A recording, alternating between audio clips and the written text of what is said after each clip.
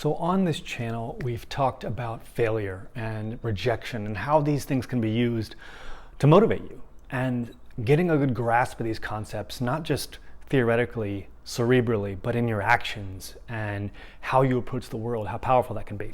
So I'm going to share a story of a great example I see of someone failing upwards, someone who built rejection and failure into their designs, into their plans for their life, and how powerful that worked.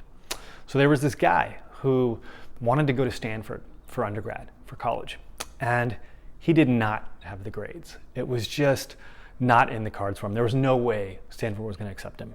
So what he did was he made a plan where he knew he wasn't going to get in the first year he applied. So his plan all along was to apply as a transfer a year later. So that's what he did. He applied to Stanford with a application that was not going to get him in, right? He just knew it wasn't good enough, and in some ways he exerted a lot of energy and effort in making sure that it didn't make him look too powerful. And then he applied, and of course it got failed. He did not get accepted to Stanford. But in that year, he worked really hard and got a lot of things done, made a lot of meaningful accomplishments. But he had also sandbagged his earlier application. He hadn't made himself look as strong as he could. So that in his next application, 1 year later, he looked really, really good. And that's where he put everything forward. So at this point, what he's signaling about himself and what he's broadcasting to Stanford is, hey, look at my trajectory. He was here, and then his second application was up here.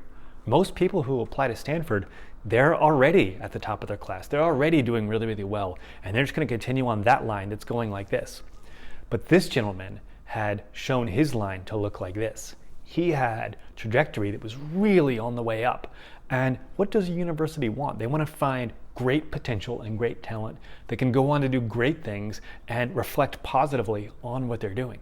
So that was a pretty clever approach, and he got in. That's what gave him access to Stanford, and that sort of mindset and thinking can be applied to so many other things in life, where just understand that it might take a little bit of patience, and rejection can be baked in as part of the process. And again, it's not going to kill you, right? It just takes a new way of looking, a little bit of creativity, and a little bit of personal innovation, of a new way of seeing the world to get you where you want to go.